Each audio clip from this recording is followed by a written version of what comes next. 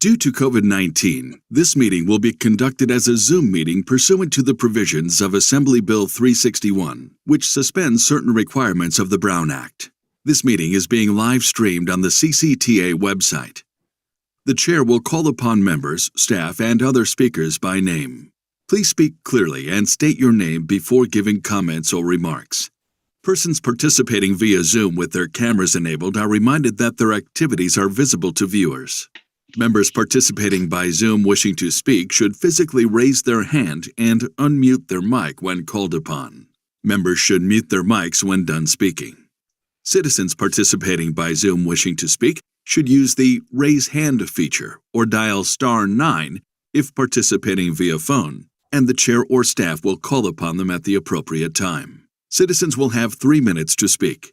After 3 minutes, staff will lower their hand and mute their mic. Participants via phone will be called upon by the last 4 digits of their phone number. It is requested that public speakers state their names and organization, but providing such information is voluntary.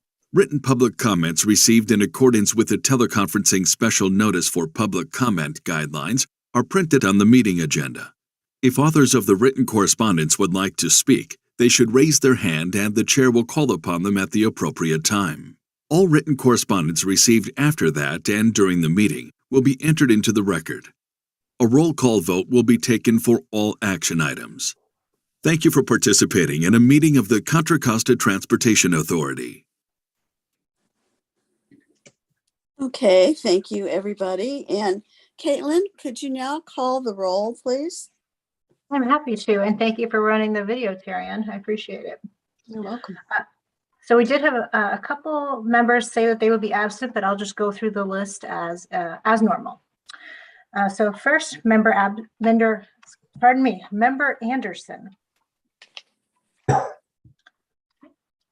Member Clark. Member Garcia. Okay. Oh, thank you. I appreciate it.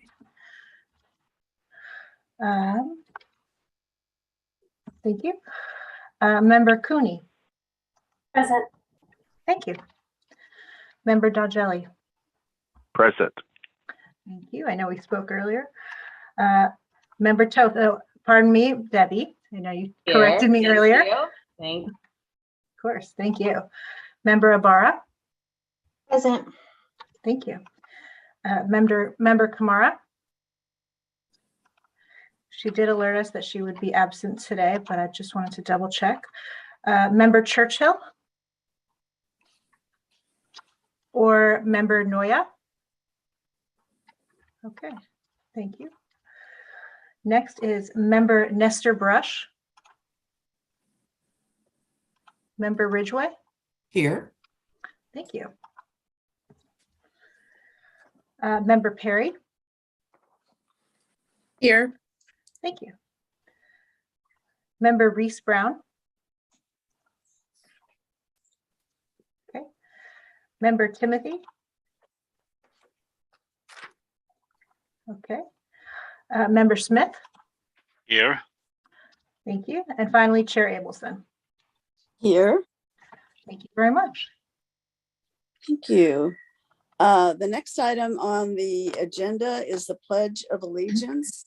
And would everyone please mute their mics during the pledge?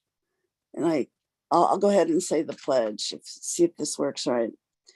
I pledge allegiance to the flag of the United States of America and to the republic for which it stands, one nation, under God, indivisible, with liberty and justice for all.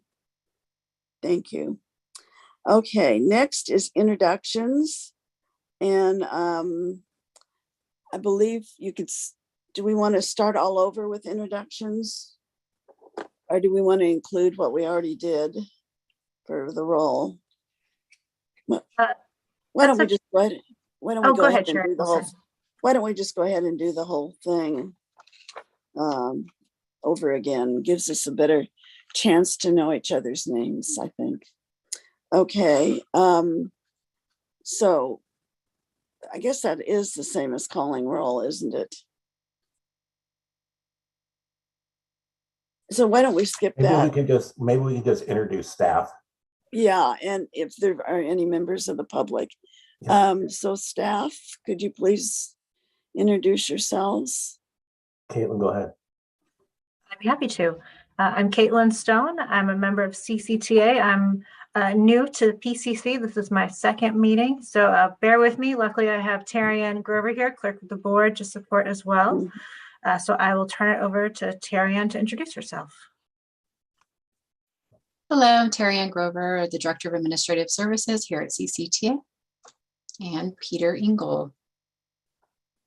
Peter Engel, CCTA staff. Is there any other staff? No, I think that's it. Okay. And are there any members of the public? Claude, we haven't seen you in a while. Yeah, here I am.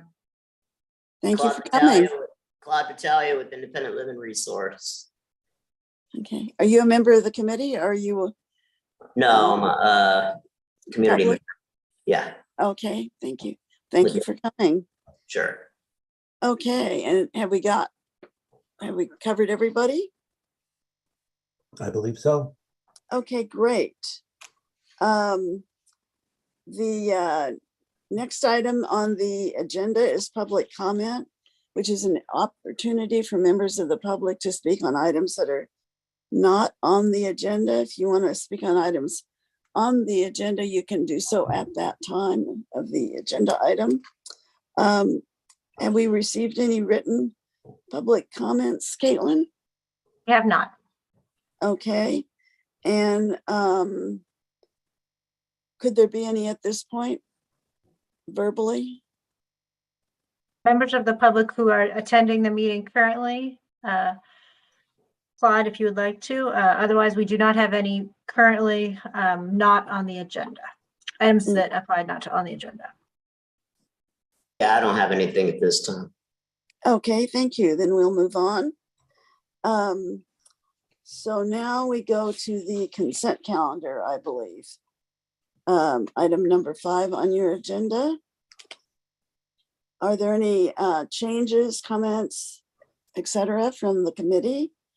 And does anyone want to pull an item? Okay, I'm not hearing anything there. Caitlin, have we received any written public comments? We have not. Thank you for checking. Okay. And again, would our member of the public like to speak on anything on the consent calendar? No? Okay. Then with that, we're ready to move on to covering the item. There's just one, I believe, which is the summary of actions from January 24th. And are there any comments from the committee members on that? Okay, not hearing anything there. Do we have a motion? Member Dowgelli makes a motion to accept the, well, I call them the minutes, but you were mentioning that they're under a different Oh, name. summary of actions. Summary Sorry. of action. Okay, there's a motion. Is there a second? I'll second. This is member Ibarra. Okay, we have a motion and we have a second. Any discussion at this point? Not hearing any. I think we're ready for a vote. Could we have a roll call vote, please? Happy to. Thank you. So let's start with member Garcia.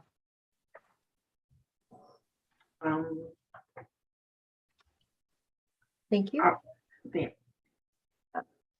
Would you mind repeating that? I apologize. I'm sorry. Yes. Oh, thank you very much. Member Cooney. Yes. Thank you. Member Dodgelli. Yes. Thank you. Member Toth or Debbie. Yes. Thank you very much. Member Ibarra. Yes. Thank you. And we're going to skip down to Member Ridgway. Yes. Thank you. Member Perry. Yes. Thank you. And then we're going to go down to Member Smith.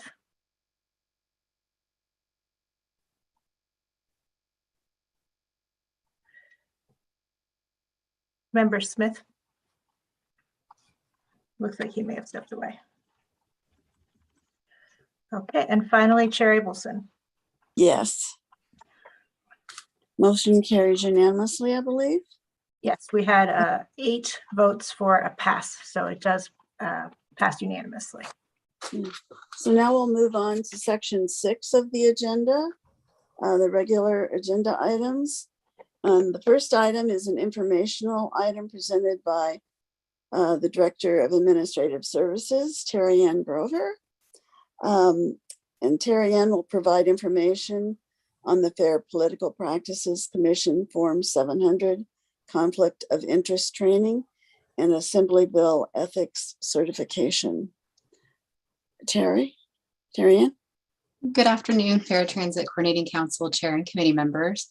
I typically do this item annually, so it's nothing new, but I'm the Director of Administrative Services here. My name is Terry Ann Grover, and I will provide a brief overview and reminder of the Form 700 filing requirement that's mandated by the Fair Political Practices Commission and also the Assembly Bill 1234 Ethics Training. The Political Reform Act requires the authority to adopt a conflict of interest code, establishing the rules for reporting personal assets and designates all agency positions that participate in the decision-making process. In 2014, the Paratransit Coordinating Council, along with the authority's other committees, were added as Form 700 filers. A conflict occurs when a member makes a decision that affects their personal assets or in which they may have a financial interest. It is not a conflict of interest to vote on the annual paratransit allocations where the PCC member is a writer or representative. As a committee member, you do participate in government decisions by making recommendations to the board that are regularly adopted, such as advising the board and staff on issues affecting paratransit service in the county, reviewing and prioritizing paratransit funding applications, serving as a forum for paratransit service providers, consumers, and agencies that serve seniors and individuals with disabilities, promoting the development and coordination of a comprehensive integrated paratransit system. This filing requirement includes an assuming office filing within 30 days of being appointed, an annual statement, which is due in approximately 2 weeks on April 1st, and then a leaving office statement within 30 days.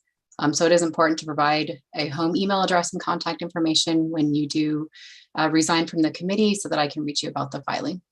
When you do file your form, you're reporting on the previous 12 months for the annual filing the previous calendar year. And if you do need any advice on what to report, you can reach out to the Fair Political Practices Commission.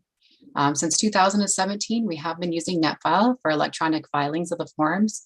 Once submitted, you receive an email confirmation and need to take no further action as it's automatically submitted to me. You can also file via mail with a hard copy, but you must include an original wet signature. Email copy is not sufficient. A majority of our filings are now received electronically. Your information from the filings is retained in the system, which makes it available for future filings. Numerous notifications have been sent since January, so if you haven't received anything, definitely let me know. And if you have any problems using the system, you can also reach out to NetFile's customer service or myself to help you walk through that filing. Another requirement for the members is ethics training, often referred to as Assembly Bill 1234. Ethics training.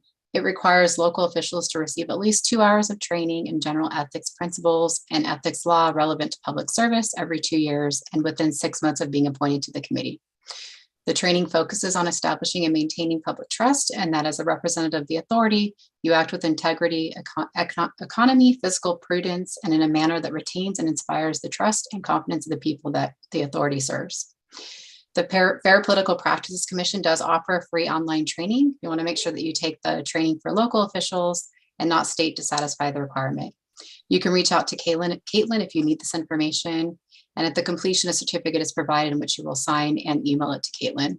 While you will work with Caitlin on the ethics training, you'll work with me on the Form 700 filings. That does conclude my presentation, and I will take any questions that you may have. Thank you. Are there any questions?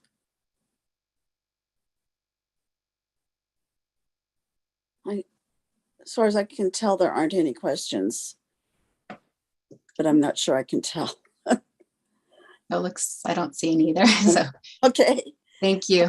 I'll assume Reach out that- to me if you have any Madam questions. Chair, Madam Yeah. Chair, I apologize. My system stopped responding, so Oh I my had to go out and come back in. So Okay. I missed the vote, but it was an affirmative vote. If I'm not too late, Caitlin. On the Thank you, Member Smith. We did have enough members present to pass the item. great, But I appreciate that you got back on and let us know that you are now on the call. yes, thank you. And hopefully you won't have any more difficulties. I hope not. It's been a headache so far. Well, we'll do our best. So now I think we're ready to go on. Unless there are any questions from anyone, I don't think anyone had one. The member Cooney said that she has not received any correspondence. I'll reach out to you and make sure that you get something in the next today or tomorrow. We don't know if we've sent it in or if it's been received. How we would call Kate. Oh, we'd need to call each one of you depending on which form.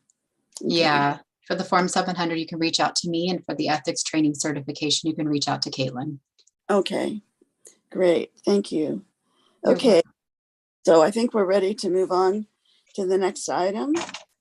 And this is an informational item, and it will be presented by Peter Engel. Thank you, Peter. And I've lost you on my screen. No, There I'm you- right here. I just don't have I don't have my camera on. Let me turn it on. You can see me. Hi, everybody. Thanks, Janet. So this is going to be an item that's going to be on the agenda every meeting for a while, just to keep you update on the implementation of the Accessible Transportation Strategic Plan and the work of the Accessible Transportation Task Force. We had a meeting in February where the task force approved and recommended to the authority that the authority approve entering into a funding agreement with Contra Costa County to receive $1.4 million in Measure X funds. That was approved by the authority board. So the two agencies, the county and CCTA, will be working together to put together a funding agreement so that CCTA can receive $1.4 million to implement 4 items that were recommended by the task force that were in the Accessible Transportation Strategic Plan. One item is the one-seat ride pilot, and to extend that one-seat ride. It's been a very popular program, a very successful program to date. So we want to provide additional funding to keep that moving forward and see if we can find opportunities there to make it sustainable as demand continues to increase post-COVID. The other item is funding to help support the development of the coordinating entity, which would be ultimately the entity that oversees coordination of all accessible transportation programs in the county.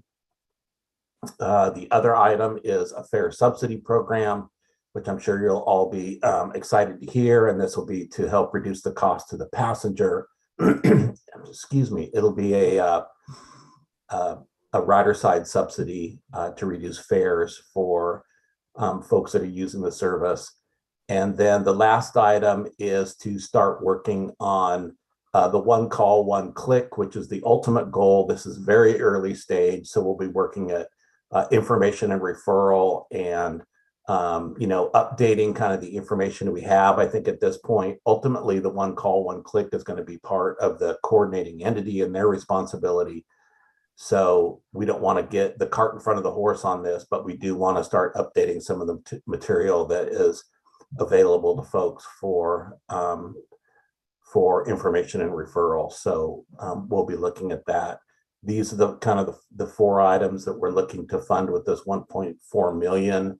We do anticipate over the next couple years that this will be continued funding for maybe the next 3 or 4 years, 3 years. So we do see a little funding stream here that we're going to be able to use to kind of keep the implementation of the study moving forward, which is really great news. And we will continue to update you. The task force will continue to look at these items and fund appropriately. We will continue to update you and seek comments from the PCC as to how this program moves forward and provide that information to the task force. So that's the end of my report. Debbie is on the task force. I don't know. I want to give her an opportunity.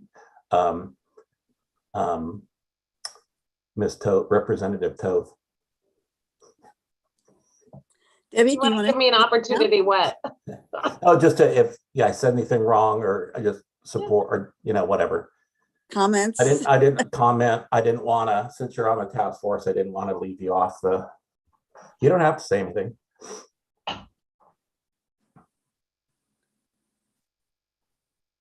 Does that mean? Anyway, that's the end of my report.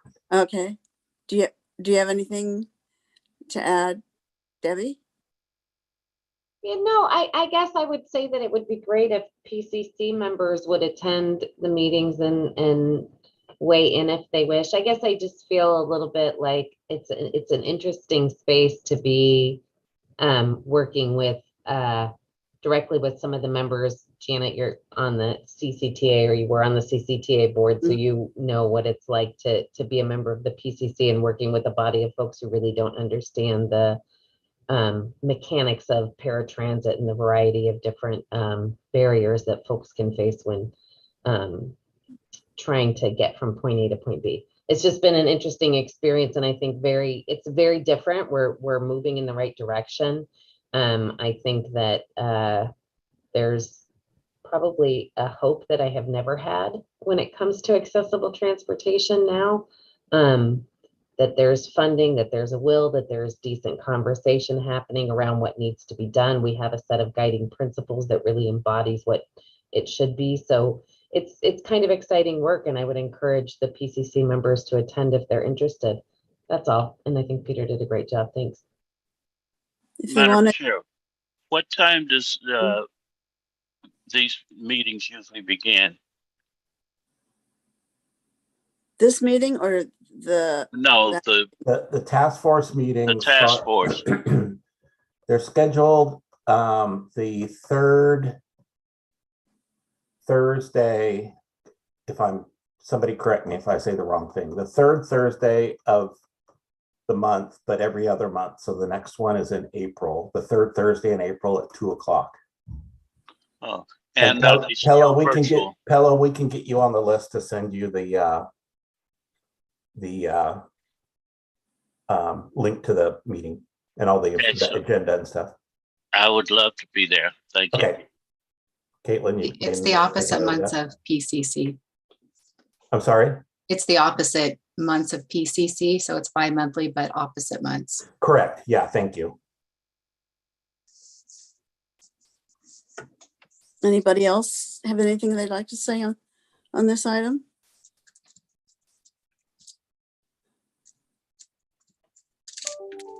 Okay, I guess we are ready to move on. Thank you, Peter.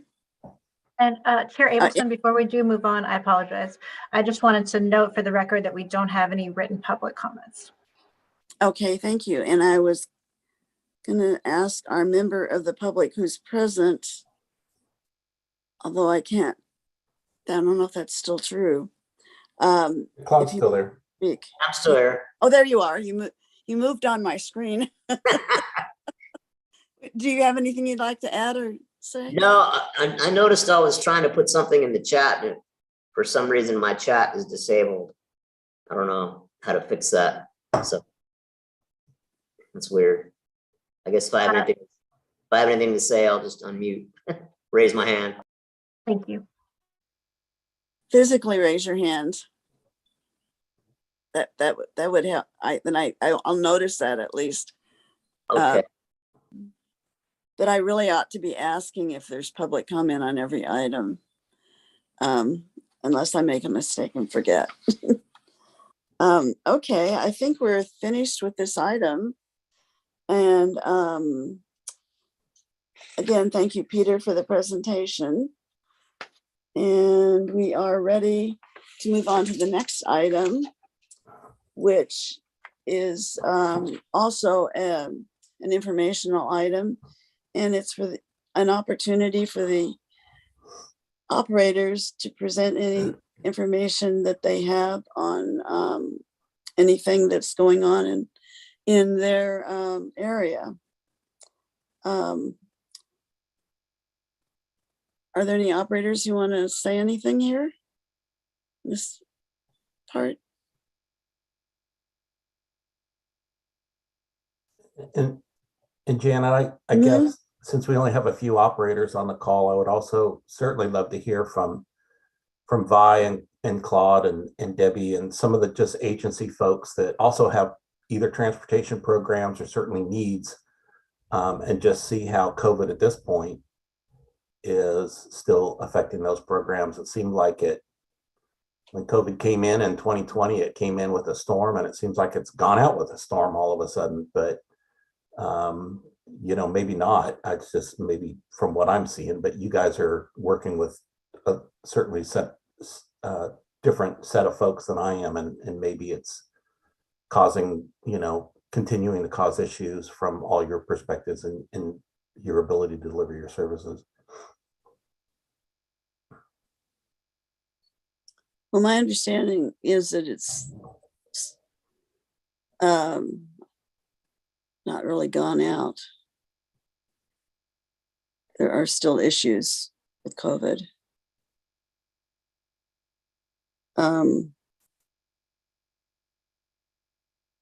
We're still running this committee as though COVID is a problem, right? We're meeting on Zoom. So I'm not really sure one could say it's gone out. But is there anyone who would like to speak here on this particular item? People have their hands up. Do they? Yeah. For Abelson, we have 2 hands up, Member Ibarra and Member Perry. Okay, why don't we hear from them in that order? Thank you. This is Vi Ibarra.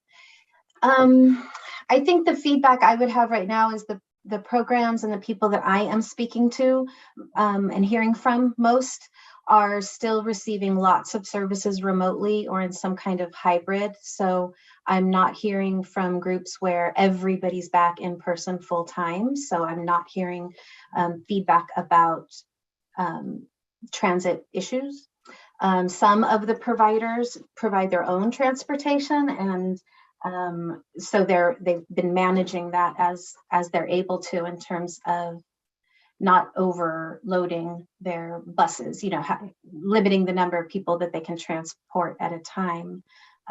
So I don't have any specific, I don't think, useful feedback to share at this time, although to say that it's not feeling kind of back to normal in terms of the programming that I'm familiar with and the people on my board and the folks who are in contact with me. Thank you. And who was the other person? Member Perry is next. Member Perry? Thank you, Deanna Perry, Tri-Delta Transit. So I don't have a ton of data as far as ridership goes. We're still not 100%, I do know that. But I can tell you that administratively for paratransit applicants, we are still having issues with a lot of applicants saying that they're having issues with physicians filling out the paperwork for the medical verification portion of their applications. I won't mention specifics, but there are some medical facilities that won't, it's not all of the physicians. There are some that are filling it out, but a lot of them aren't. So they've been filling out what looks like a work release form and attaching it to the paratransit application. Not mentioning much about paratransit, not mentioning much about their specific disability. So we are kind of having a little bit of trouble in our department as far as getting specific information for applicants to be eligible for paratransit. So we're hearing passengers dropping off paperwork and doctor's offices not calling them back or not sending it to them or losing it, or it's been kind of an issue. It wasn't so much at the beginning of COVID, but about a year into it, we started noticing that a lot of people were complaining and having issues on the physician end. So I just thought I'd mention that. Okay. Any other operators? Next, we have member Debbie Toth. I'm on automatic. I apologize. Yeah, I didn't mean to confuse you by telling you to call me Debbie, but yeah, I just feel weird to be called member. But I just wanted to say, yeah, I think Vi is, experiencing what most of us are experiencing, which is that the volume is not there. Part of that is in coming back to center services, folks with disabilities and frail elders are some of them that were coming prior to the pandemic have deconditioned to the point where they can't bear a paratransit trip any longer. So there's that. Some people are afraid to come back to congregate services. And there's also that we're, having difficulty finding sufficient staff. And I think that's true for many of the day programs. I think we could bring back more people if we had more staff. So the numbers of riders is lower. I will say when we went back to congregate services, it was a really hard experience with paratransit to get trained drivers in the central part of the county. We had a lot of really kind of bad situations, and Rashida stepped in and really helped us navigate those issues. We're back to using Silver Ride and paratransit options for our adult day healthcare programs. And, I think we're all experiencing shortages in all of our workspaces. And I think that it's important that we continue to elevate when we're seeing that we're having issues with rides. And I hope once we have this coordinated transportation service agency, or what it's called in our county, that we have one uniform process for people becoming paratransit eligible, and that we actually have a staff person who can help people hunt down those doctors and get those processed so that transit providers can provide transit, and people who are social workers or care managers can help with the other aspects of things. So that's it. Thank you. Okay. So I believe that we are finished with what we're calling the operator section of this. Claude, And sorry, Janet, Claude Bataglia had his hand up as well. okay. Okay, sorry, Claude. I can't tell when people have their hands up very well. Okay, do you have something you'd like to say? Yeah, I just wanted to say that, we're all, our agency, we're back in the office. I don't believe anybody's working remotely anymore. I actually moved my office from Antioch to Pittsburgh. So my commute is like 5 minutes now, which is a beautiful thing, especially the way gas prices are. Mm-hmm. So, I mean, we're not seeing any consumers face to face yet. I know the Concord office, I think they have them come in like to pick up medical equipment, but we just bring it out to the car. They're not coming in the office yet, but hopefully that'll change soon. I've seen a few consumers, especially seniors, because some of them just aren't computer literate, and the work that I do, I have to have them email me documents, and sometimes they're just not capable of doing it. They don't have any family members to help them. So, I have to have the awkward conversation about vaccines. And I don't like to ask if somebody's vaccinated. I just say, look, if you're not, wear a mask. And most of them wear a mask anyway, which is fine. And then I ask them if they want me to wear one, and they're like, at this point, no. Because I'm fully back. So anyway, that was my comment. Okay, thank you. So I think that ends this section. Thank you so much, Peter, for your help in that. And then we go on to the next section, and you're going to lead us in a discussion, Peter, in this item number C. This would be item D. We just did C. Item D. Yeah, item 6D.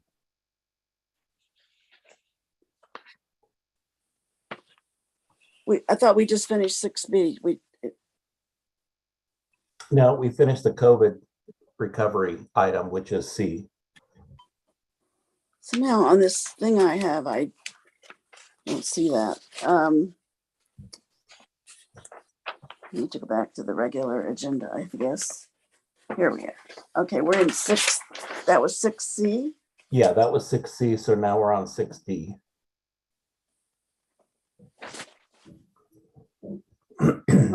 The thing I'm reading from it didn't have a D. It's a little different, actually. That's interesting. Okay, so D is to develop a Measure J Program 15 claim form for the fiscal year 2022-23. And Peter, I would assume you would lead us in this discussion. Yeah, I'll lead in the discussion, Janet. So Program 15 is the Measure J program that provides countywide funding for the transportation services for seniors and people with disabilities. You know, there's the expenditure plan requires, as you all know, and as I went through previously a meeting kind of talking about Measure J and how it's allocated. Every year we do this allocation process. We actually, although the agencies that are identified in the expenditure plan are available to receive the funds, we still make them go through a claim so we can learn about their program, see what they're doing, and making sure they're using the money in an appropriate way. And actually, you know, having people ride the services, and the services are still continue to be provided. So we, as you recall, over the last couple of years, we've done a claim, but it's been kind of a simplified version because of COVID. The staff from all of the operators have been very busy dealing with, you know, COVID related issues. And it's just been a different service. People shifted to, you know, providing food rather than transporting people, providing meals and things like that, which is all completely supported by the authority.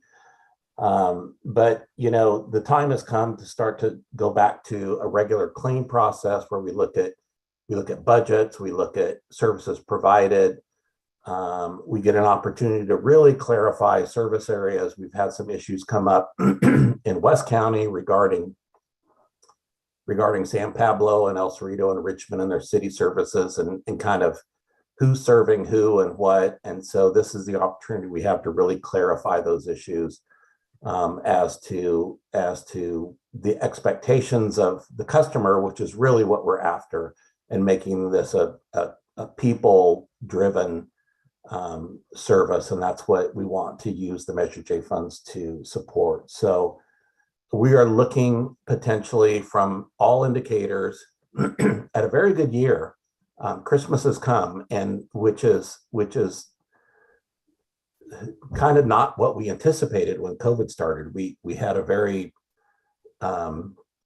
we took a very conservative approach, not knowing what was going to happen at the beginning of COVID. I think we anticipated, like most agencies, that revenues would go down significantly. And we've seen just the opposite. Revenues have stayed steady in the first year, and they seem to be increasing through the sales tax. So we want to make sure that the agencies that are receiving these funds are actually really putting them to good use. So I guess, Janet, the approach I would recommend is that we put together, or that you put together a subcommittee.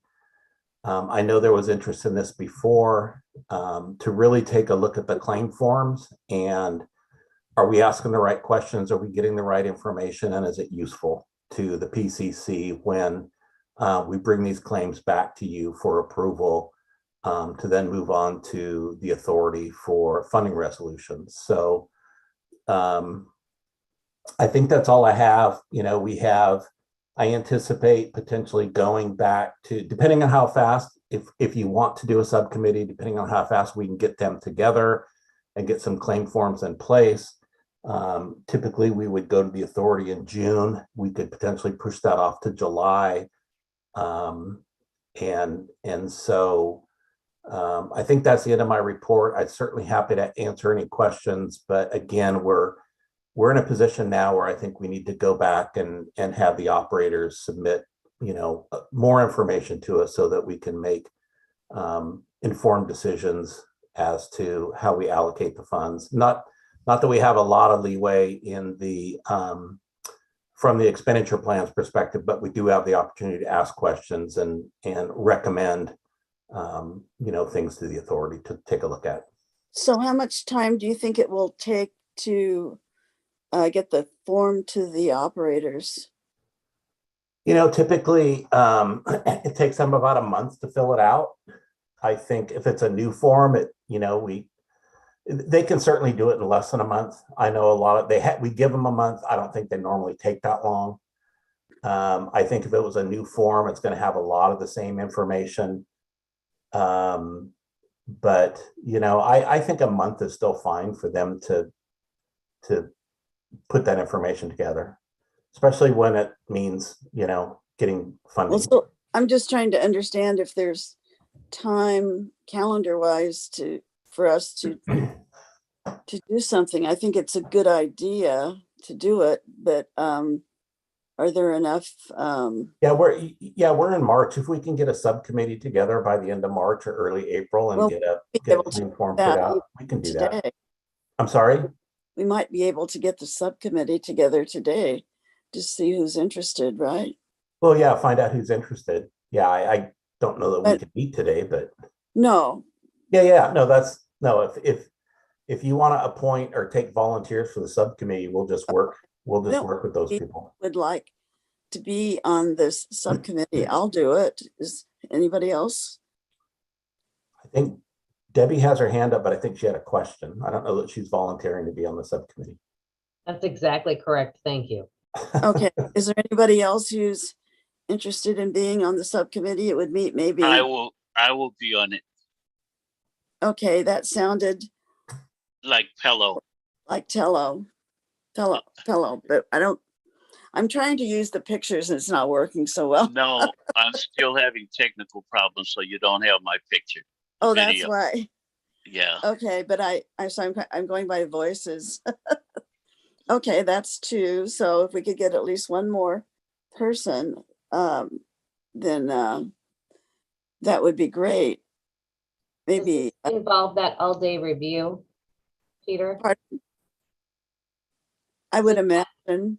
I fell off my chair laughing. Sorry, Debbie.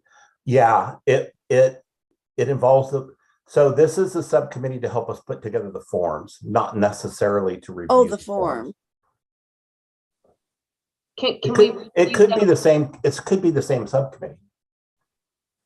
Why don't we make it easy and make it the same subcommittee? And why don't we say that our goal is to meet once on the form and once on the review of the form. Yeah. Mm-hmm.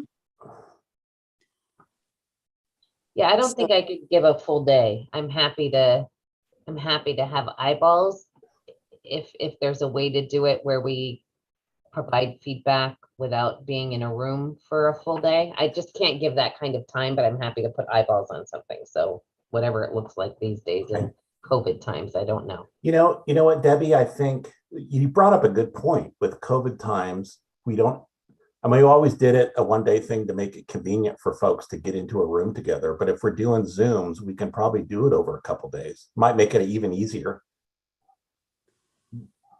But how does that make it easier? Because people don't have to travel or set up a whole day's worth. We can, meet over 2 or 3 days with an operator. But if we did that, wouldn't we have to be there for all of them? It seems like that might be take a lot of time. But I think I need to see at least one more volunteer. To get to 3 seems like sort of a minimal number. We could do it, I guess, with I will bring up that Rashida has always been interested in this subject, and Why if you don't- want me to reach out to her and see if she's interested in participating. And if you can't get her, then just reach out to somebody else, maybe? Yeah, I think it would be helpful to get one of the operators on the committee, just to give, because they know what their data availability is. Kimberly had her hand up. Maybe she was going to volunteer. That is correct. I was volunteering. Okay, great. Then we've got our 3. And if Rashida wants to be added to the committee, Peter, when you talk to her, that's fine. Okay. Does that seem okay with everybody? Okay. And then our goal is that we have to be done by the authority deadline in June or July. We are certainly going to shoot for June. We might need to push it to July. We don't want to go beyond that, because normally the authority goes dark in August, and we don't want to wait until September. So. Okay. Okay. Is everybody satisfied with that? Seems like it. With that, we can move on to I believe. Debbie's hand is still up. Can I ask my question from before? Go ahead. When Peter was talking about the Transportation Authority not having that much power over how the money, because of the expenditure plan, is spent, but wanting to have accurate and up-to-date data, I was curious if we've gotten any update on Richmond Paratransit and whether or not they've begun providing services in the last few years. Well, this is a process by which we would do that. Right. So I think Debbie's not, I think she's isn't it? going a little off agenda here, but yeah. So Joanna and WICTAC and I are still working with Richmond to get the appropriate data we need to get a better understanding, and that process will come out. Trying to think of a good way to say this. Forthcoming. The claim forms being developed will close some of these loopholes. Great, thank you. Okay, so we have 3 people. We have, seems like a representative 3 too. And then we could add Rashida if she's interested. Okay, I'll reach out to her. Thank you. Okay. So with that, I think we're done with that item. Chair Abelson, I apologize. I just want to also repeat myself and say there's no public comments, written public comments at this time on this item. Okay. And Claude, I think you're the only member, quote, present. Would you like to say anything? No, I'm okay. Thank you. Okay, thank you. Thank you for being here. Okay, with that, we'll move on to reports. And the next report is one that I do. It's report of the Service Review Advisory Committee. And we did meet on February the 1st. And, oops, excuse me here.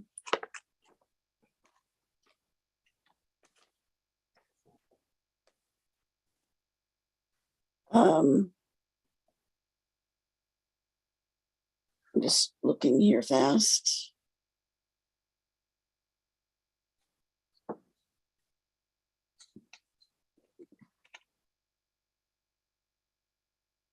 There were a number of items on the agenda, but I don't think there were a lot that would be of specific interest. There's our annual review for the Measure BB, which is Contra Costa County. We do an application, that is to say the East Bay Paratransit does an application for Measure BB funds, which is like Measure J. And so we went over that, and an anomaly occurred, which is to say that the chair of the committee is no longer on the committee. but it is conceivable that that person could fill two needs. One is getting back on that committee, but the other one is that he said he would be willing and interested in being on this committee. But we don't seem to have an application form. So I'm wondering if something could be done. Peter, maybe Peter, can Janet, you? we do have an application form. We have a whole packet for potential new people that want to serve. So you just need to give Caitlin the information of that person, and we will send all that I information already to them. did give her that information. He's blind, so he would need it Okay. in accessible format. I can talk to you offline about the details if you're the person to talk to, or if you want me to talk to Caitlin about it. What would you like? Yeah, does Caitlin reach out to Janet? Let's find out the information on this person. We will set up some type of an accessible way for them to apply. Absolutely, we'll make it happen, Janet. Okay, but I mean, he can read email, Yeah, okay, we just need to put it and make sure it's in a format that, which yeah, I think it is, but we need to double format check that. online. We need to double check that. So we'll do that. Okay, great. So we'll get the information from you, Janet, and then we will follow up with the individual and make sure that they're in a, it's in a format that they can read and fill in the information to. Right. Okay, perfect. No problem at all. Okay, thank you. We're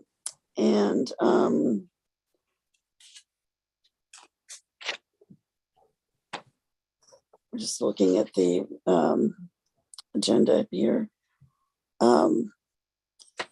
Things are, in general, what I would say, talking about the what we were talking about a couple minutes ago, with our things back to normal, like pre-COVID, and I don't think they are there. I think the ridership is lower. I can even look it up because they print it out. I won't bother to find it. I know.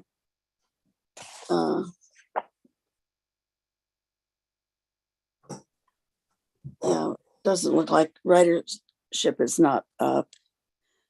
And I know as a rider, twice I've had more than me as a rider on the vehicle. And in the old days, I almost always had another passenger on the vehicle. So that would be another indicator that things are not back to the way they were pre-COVID, but they aren't back in other arenas that I'm participate in either. So I think that, it looks, people are operating as though we're still in that arena of COVID, and including this meeting we're in right now is being done on Zoom. So I don't know what to say about it other than that. And I don't know, what did you want to add anything, Kim? Just the only additional things that we had were the committee got an overview of alternative transportation, and actually in Alameda County, and then Alameda County Transportation Commission, Alameda CTC, gave a presentation about a bike protected bus lanes along the San Pablo corridor in Alameda County, which they are looking to possibly do at some point in Contra Costa County. So once those plans get together, this committee may see that as well. Okay, thank you. Okay, are there any questions? Yes. Debbie has her hand up. Oh, thank you. Thank you. I was just gonna, I have to hop off to another meeting. It was great to see everybody's faces again, and I just wanted to request a current list of all the members and the spaces that they occupy and where we have gaps so that we can do some outreach to people like Claude. Just saying. Thank I you. can provide that to you. I'm happy to. Thank you. Thanks, Debbie. Be well, everybody. Thanks for coming, You too. Debbie. Okay, now then we'll go on to the, oops, I'm looking at the wrong agenda now. So that's the SRAC report. The next report is the Senior Mobility Action Council report. Is there somebody who can give that report? Before we fully move on, I just want to add for the record that there was again no written public comment for 7A or 7B. Okay, thank you. Thank you. Okay, Janet, I don't yeah. think that there's anybody on the call that is typically involved in SMAC or able to. Okay, But we'll just you say know, there's certainly raise your hand if you are. I don't see anybody. So we are reaching out, just to let you know, Janet, Mary Bruns, who has been the representative on the PCC from SMAC, is retiring. And so I think the the county, always forget what they're called, ACOA, aging, whatever it is, group is getting ready to, is appointing somebody to the PCC. I don't think that we've received that official appointment yet, have we, Caitlin or Terry Ann? They've been told they need to officially appoint somebody, but I think they've been waiting for Mary's official retirement, you know, the process that has to go through. So hopefully, you know, that person will also be on SMAC and be able to give that report in the future. okay. Thank you, Peter. So the next item on the agenda then is, and I assume there was no written comments from the public. Thank you for checking, and you are correct. There's no written public comments. Okay, thank you. And the next item is correspondence and communications. Chair Abelson. Yes. I'd just like to call the attention to everybody here to my screen. From challenge comes change. So let's all choose to challenge. That statement comes from the International Year of the Woman. And they are challenging the world to stop thinking the old traditional ways, continue to challenge what we've done in the past. And that has been my call to this committee for the last 2 or 3 years. You know, let's shake the box, think outside the box. And I just wanted to call the committee's attention to that. Choose to challenge. We have to make that choice. Thank you. Thank you, Pello. Okay. So is there any other correspondence or communications? Chair Anyone? Abelson? Yes. Can you see Terry. us, Terry Ann? I just wanted to provide a brief update on where we're at with our meetings. It's been brought up a few times. So we had our board meeting last Wednesday, and we had a discussion of how to conduct meetings after March 31st when the state of emergency ends and is not anticipated to be extended. And so at this time, because the Contra Costa Health Services is still recommending social distancing and and online meetings, we can still continue to meet virtually so long as those local recommendations remain in place. It does look like they're starting to update it on a monthly basis, last updated on March 2nd. So the recommendation is virtual meetings through May, if we can. And we are going to have a meeting again in 2 weeks because we will pass the 30-day requirement of AB 361. We wait till the next regular meeting, we go 35 days. So we'll have another meeting in about 2 weeks to reaffirm the decision. It'll be again, hopefully, if nothing has changed, a consent calendar item at the April board meeting, and then open for a discussion item in May for how to conduct meetings in June. So we are, as we've mentioned in the past, still be ready at any given time to come back in person. But it does look like we will be at least meeting April virtually, and then this meeting again meets in May. May will likely be virtual. But again, if those recommendations change, we may have to return to a hybrid meeting. So just be prepared to come in person, but it is looking like potentially June is when we may resume. And that will probably likely be hybrid meetings for the future. So just wanted to provide a brief update on that. Thank you. Let me add something. Janet, I'd like to add something to that, and thanks, Terry Ann, for bringing that up. There is legislation, there's a bill pending right now, and I'll let Terry Ann fill in the AB or SB number, but 1944, please. AB, I think it's 1944. SB or AB? AB. AB 1944 that would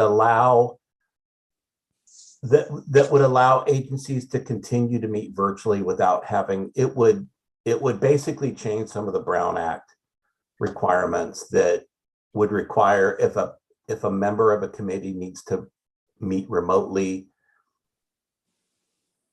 Right now, according to the Brown Act, they would have to put wherever the address is where they're calling in from remotely on the agenda, and it would have to be posted at that location. They'd have to allow public to come to their home, basically, or wherever the meeting is. So this bill would take that off the Brown Act requirements, which would essentially allow an agency to meet remotely for the most part. So I would encourage you. You can't do it since the PCC or the authority board hasn't taken any action on this. You can't represent yourself to, any member of the legislature to support this based on PCC. But,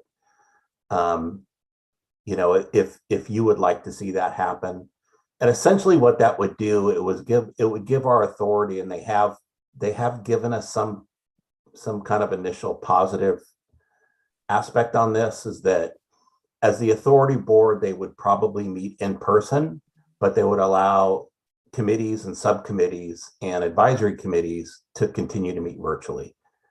And I think that's very important for this group to understand, because it is difficult for the public who are seniors or people with disabilities, and a lot of our members to, come into the office in Central County every other month to meet.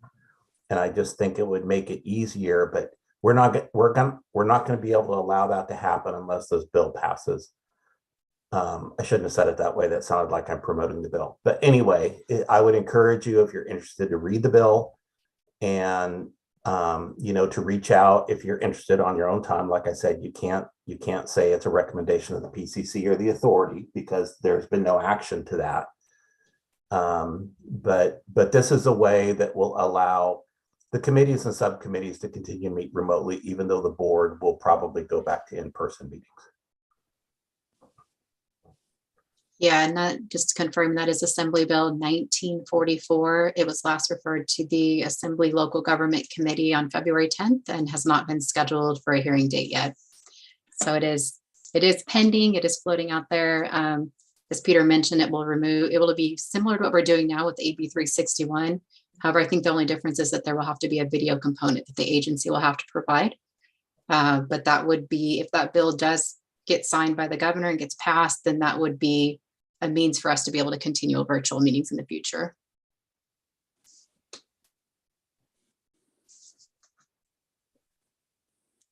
Okay.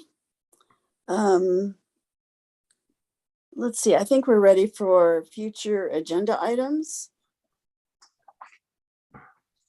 Do you have some already in process, Peter? Yeah, we're going to have, certainly in May, we're going to have the, hopefully, claim information for program 15 in place. If not, we'll have something associated with, with the Measure J claims for program 15. So that'll be a fairly big item, I think. We do have a subcommittee. Debbie mentioned the roster and trying to figure out where the spaces are. We do have a subcommittee that met and discussed that. and recommended that we have a few folks come in and kind of talk about a few things for us. We're still trying to get that scheduled with those folks to be able to come in. For instance, one was somebody from MTC, just to talk about kind of the role of PCCs in the region. And Drennan Shelton would be that person, and she's been tied up with 5310 applications. So we're waiting for her schedule just to calm down a little bit. And then we also are going to get somebody from to be able to talk to us about how they do it in Alameda County. I think at Janet's request, Naomi Armenta, just to talk about how Alameda County is structured. So that subcommittee is going to meet again once we set those up. And so if we can get that meeting to happen, the subcommittee might have a recommendation to bring back to the PCC on how to move forward with filling those empty seats on the council. So other than that, I think we'll also have kind of our regular items, which will be the update on the accessible transportation strategic plan implementation. And like I said, the agenda will probably look very similar to the way it is today, with the Measure J updates on what's going on with next year's allocation, and then take another look at the COVID-19 recovery that everybody's going through. Okay. Does anybody have something else they'd like to add to the agenda? Member Dow Jelly would like to speak. Please go ahead. Yeah, there's something very interesting happened at the last Tri-Delta board meeting that I went to regarding Title VI. And as a member of the LGBTQ community, I have a question about it. It doesn't apply to Title VI in terms of discrimination, but I was wondering if we might want to discuss elements of discrimination against members of the LGBTQ community in regards to, for example, let's say somebody wants to use it who's eligible otherwise, paratransit, but they're in drag, or it's an obviously trigender person. Do you think that that's something that we might be willing to discuss in the future? It'd be interesting to hear what different people have to say about. I have personally never seen any discrimination myself over the years. It seems like bus drivers are very respectful, and especially on the paratransit, but it doesn't occur that often. What do folks think about that?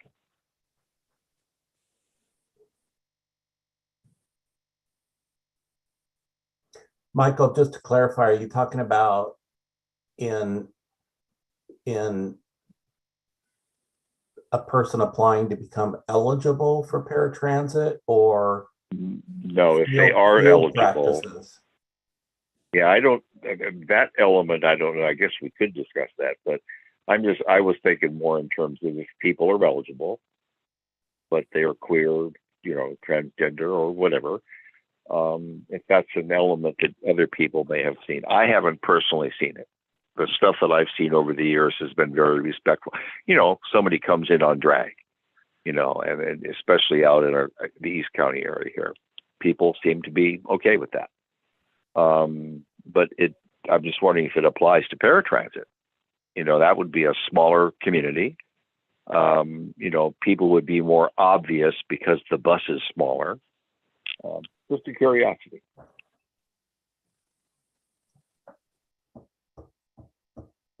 Member Jelly, this is Member Pello. Yes. I can only speak to my limited experience riding Dollaride. I think I've seen once or twice, maybe 2 times at the most, but there was absolutely no issue whatsoever. The drivers were extremely cooperative, and the most recent. Oh, we lost you, Pello. Member Smith, I believe you might have muted yourself accidentally. I did. Sorry about that. Yeah, was doing 2020 during the heart of the pandemic, and I thought the dollar ride driver was extremely helpful in making sure. And this was a dialysis patient, by the way. Right. And I wouldn't say he was in complete drag, but there was I would say semi drag, if that's a phrase, Mike. And so at this point, what I've seen, it just doesn't seem to be an issue. Okay, well, that's how I'm seeing it too. So, like I was saying, if anybody thinks that might be something for a future discussion, I just wanted to bring that up. That's all.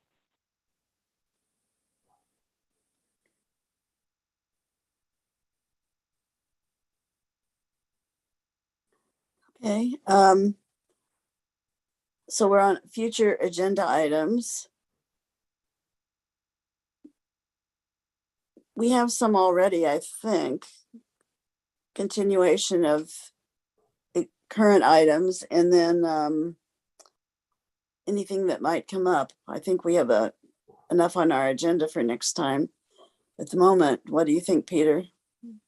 Yeah, there may be another item. I know Caitlin went back and looked at, future years agendas for March and April, or March and May. So we'll have to talk about that. I don't know if it's chair election time. I think we just did that last year and it's a 2-year cycle, but I might be wrong. So we'll look at those. We may have another administrative type issue that we need to bring forward in May, but we'll take a look at it.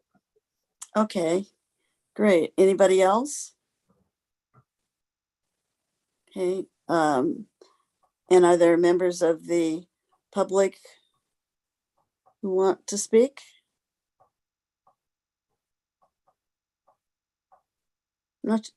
Claude, do you have anything? No, I'm good. Thank you. Okay, great. Thank you for coming, by the way. Okay, with that, I think we move to adjournment, and our next meeting is scheduled to be on May 16th of this year at 2 p.m. Thank you all for being here. Thank you. And we don't know if it'll be all together or in our separate spaces, but communicating. We'll see. Thank you.